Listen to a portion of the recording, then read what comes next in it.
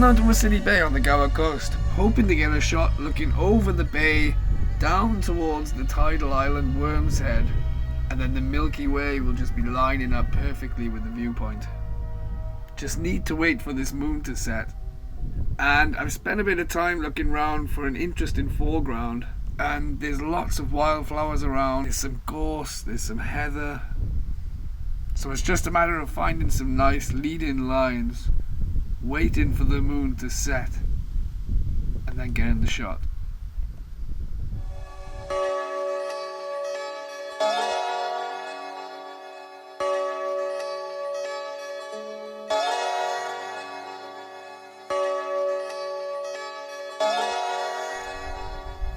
So I plan a lot of my Milky Way shots using an app called Photopills, and I can just show you what I'm going for tonight.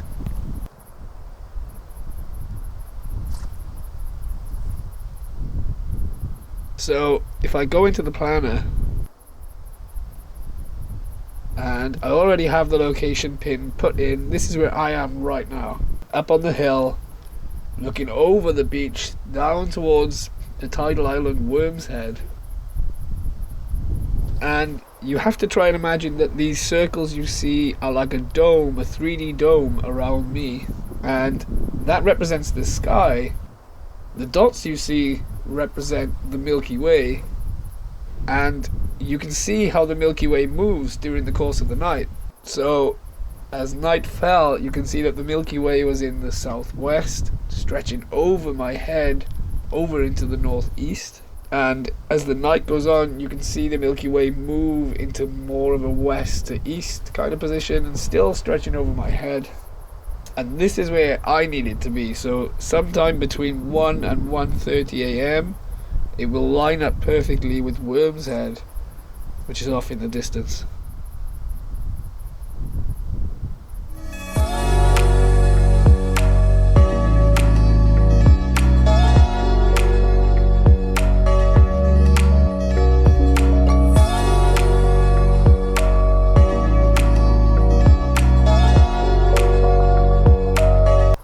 Good job, Multimat.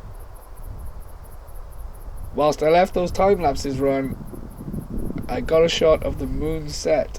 Problem is, it kind of looks like a sunset or a sunrise, so I'm going to have to be careful with the editing there. So the first thing I'm going to do is remove this really vibrant orange colour using the HSL tab in Lightroom, partly because I just didn't see any orange with my eye, and secondly, I don't want anyone looking at the image to be confused, thinking that there's a sunset or a sunrise going on. So hopefully now it looks more like moonlight. And then I'm just going to add some contrast to my personal taste, and that's all I'm going to do for this image.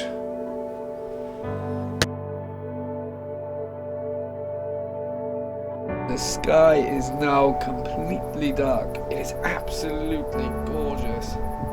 And it's time to get the shot that I came here for. Hopefully you can see my setup, and maybe in the distance you can see Worm's Head, and you should be able to just make out the Milky Way, and it is perfectly in line with the viewpoint right now. So I'm just dialing in my settings. I've gone for f2.8, ISO 6400, and I'm exposing for 20 seconds.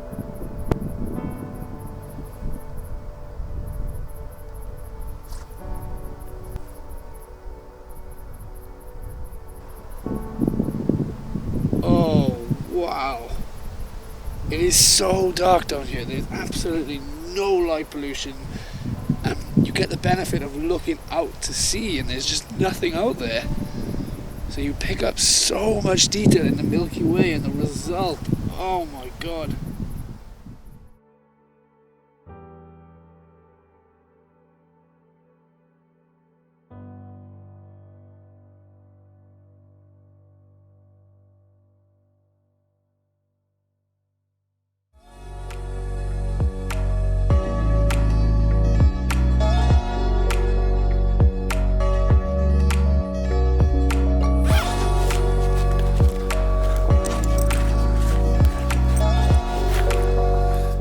Head down from this location. It was a bit of a one-hit wonder.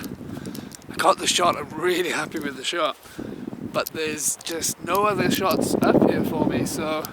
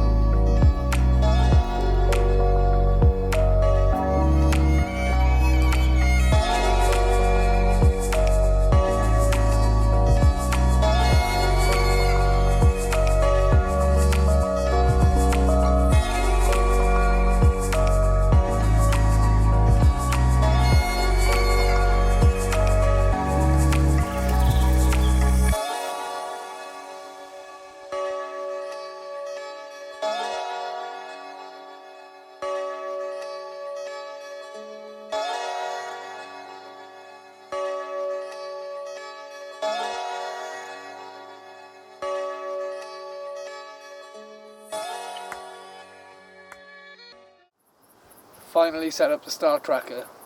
I'm using a Star Adventurer Mini, and mounted to the top I've got my Canon 6D with a 70 to 200mm f4 lens, and I'm going to be shooting at 200mm, some basic targets. Hopefully going to go for Pleiades and then the Andromeda Galaxy M31. Now I get to control everything from the smartphone app, so I can step away from the camera and make sure I'm not shaking anything. And I can choose my exposure time. I'm going to go for 2 minutes and then let it do its thing.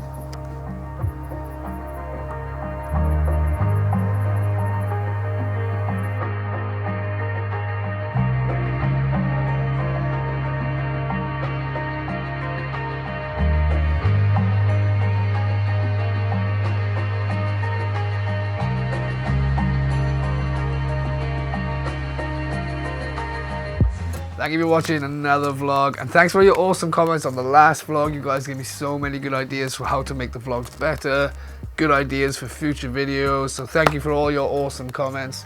Make sure to hit that subscribe button if you want to see more content like this, and if you're going out to enjoy the night sky, I wish you good luck, clear skies, and be careful where you put your feet because you might come across a slug race.